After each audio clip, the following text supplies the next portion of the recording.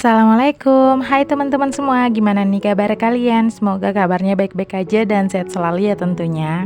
Dan seperti biasa, hari ini aku bakal share lagi untuk aktivitas aku di malam hari. Jadi malam ini itu aku mau ikut mamaku, dan ini juga pertama kalinya selama aku di Nunukan aku tuh pergi ke pesta hajatan perkawinan. Dan yang kawin ini tuh sebenarnya anak dari salah satu teman mamaku ya bun, dan acaranya itu udah dari tadi pagi sampai di sore hari. Cuman berhubung mamaku tuh jualan dari pagi kan sibuk ya bun, terus siang sampai sorenya tuh jualan, jadi baru ada kesempatannya itu datangnya di malam hari. Dan pas pertama kali datang, alhamdulillah yang punya hajatan itu langsung menyambut kami dengan baik ya bun, terus langsung disuguhkan untuk ngambil makanan. Dan ini juga mungkin jadi salah satu yang beda ya dengan tempat aku, soalnya kalau di tempat aku ada pesta hajatan ya paling batasnya itu dari pagi sampai di jam 1 siang ya bun. Kalau dari sore sampai malam itu kayaknya udah nggak menerima tamu lagi gitu ya bun. Terus kalau di sini mau datang pagi, siang, sore ataupun malam itu alhamdulillah masih dijamu juga ya bun. Terus untuk tamu juga malam ini datang satu persatu. Aku pikir yang datang itu cuman mamaku aja ya bun, tapi ternyata enggak, tamu-tamu yang lain itu masih datang satu persatu.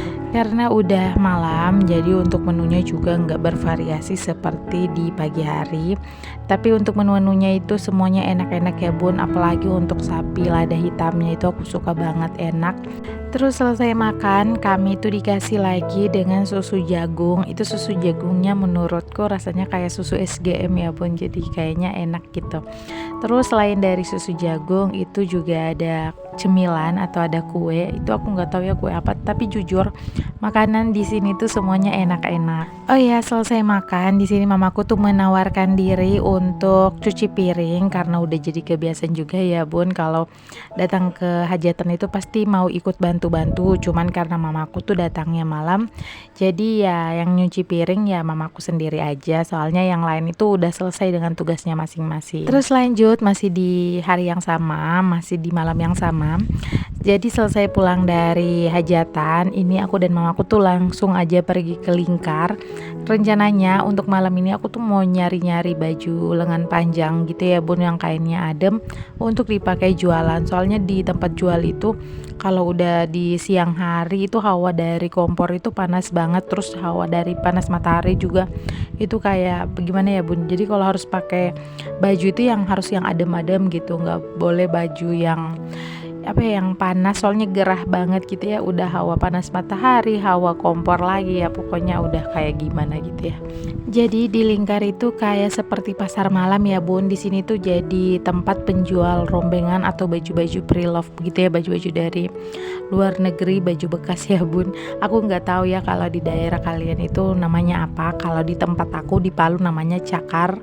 Kalau di sini di Kalimantan itu namanya rombengan. Jadi kalau di Lingkar itu setiap malam pasti ramai banget ya bun. Soalnya orang-orang yang jualan di pasar baru yang di belakang tempat jual mamaku itu malamnya mereka bawa barang ke Lingkar gitu ya bun, untuk dijual kembali. Oke, lanjut lagi. Ini tuh di keesokan harinya, sama seperti kegiatan aku sebelum-sebelumnya.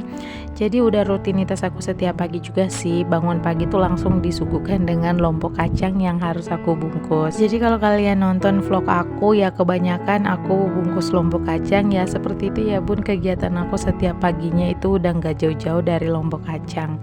Jadi kalau untuk lombok kacang itu emang harus aku bungkus pertama, soalnya dia yang paling banyak dan juga memakan waktu ya bun. Soalnya kalau bungkus lombok sebanyak itu pasti butuh waktu 1 jam. Nah, selesai dari bungkus lombok kacang, aku tuh lanjut aja untuk mau potong-potong kol. Ini tuh untuk isian tahu isi ya bun. Jadi udah beberapa hari ini isian tahu isinya itu isi bihun sama kol aja. Kalau untuk pentol dan sosis itu udah nggak bikin lagi, bukan karena nggak mau bikin, cuman untuk sekarang aku tuh kayak lagi sibuk banget gitu ya bun, pagi-pagi keteteran banget gitu dengan waktunya. Kadang aku biasanya bangunnya lebih lambat, jadi kalau harus mau potong-potongin bakso lagi satu persatu itu pasti memakan waktu gitu. Sementara aku tuh harus pergi jualan atau buka jualannya itu jam 11:30, itu udah paling cepat ya bun, dan paling lambatnya itu udah jam setengah 1 ya, karena kalau kita bukanya itu lambat nanti para pelanggan itu udah pergi ke tempat lain. Jadi itu susahnya juga sih ya bun kalau jualan.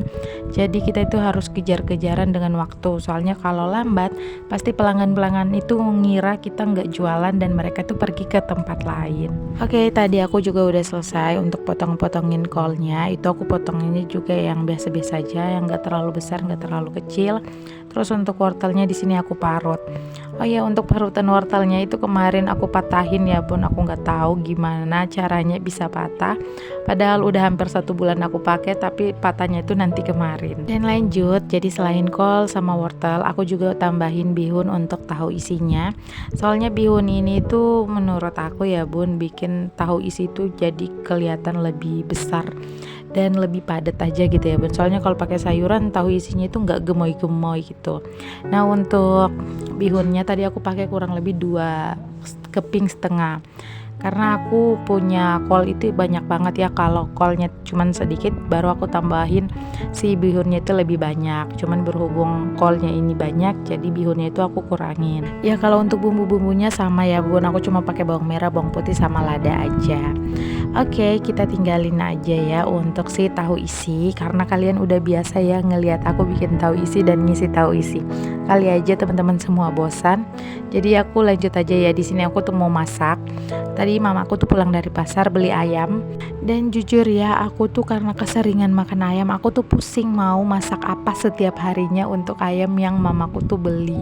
Sebenarnya mamaku juga nggak tiap hari sih beli ayam, cuman kayak setiap minggu tuh bisa dihitung gitu ya, sampai beberapa kali. Jadi aku tuh pusing ayamnya itu mau diapain semua gitu.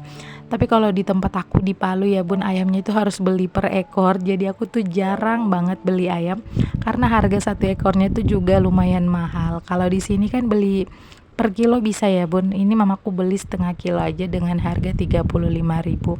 Jadi murah gitu menurut aku. Dan di sini juga bisa dipilih mau dada, mau paha, atau cuman mau pahanya aja.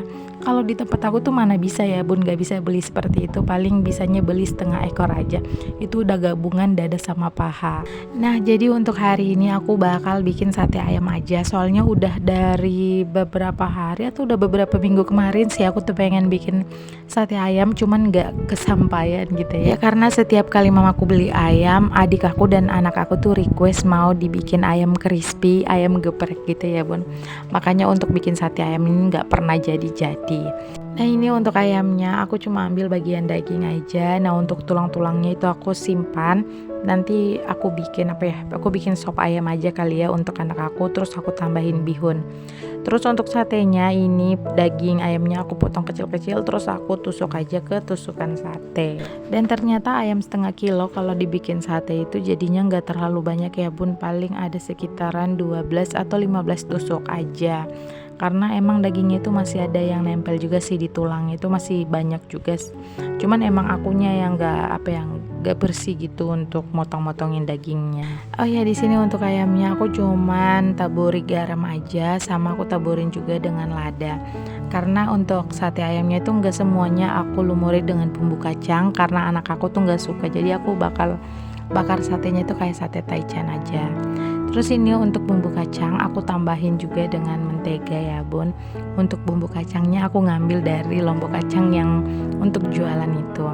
Tapi lagi di sini aku tambahin dengan kecap manis biar warnanya itu lebih cakep. Ya di sini aku tuh sosokan ya mau bikin sate ayam, tapi ternyata di rumah mamaku tuh nggak bisa bakar-bakar gitu ya, karena rumah semuanya itu berdempet-dempetan, takutnya yang lain terganggu dengan asap. Jadi mau nggak mau untuk satenya ini bakal aku bakar di atas kompor. Tapi sebelum aku bakar di sini untuk satenya aku marinasi dulu ya bun. Aku lumuri semua dulu dengan dengan bumbu kacang, terus aku diamin kurang lebih 5 atau 10 menit baru aku bakar. Nah ini ya bun, aku bakarnya itu di atas kompor aja pakai bakar-bakar ikan, dan ini tuh jujur membutuhkan waktu yang cukup lama.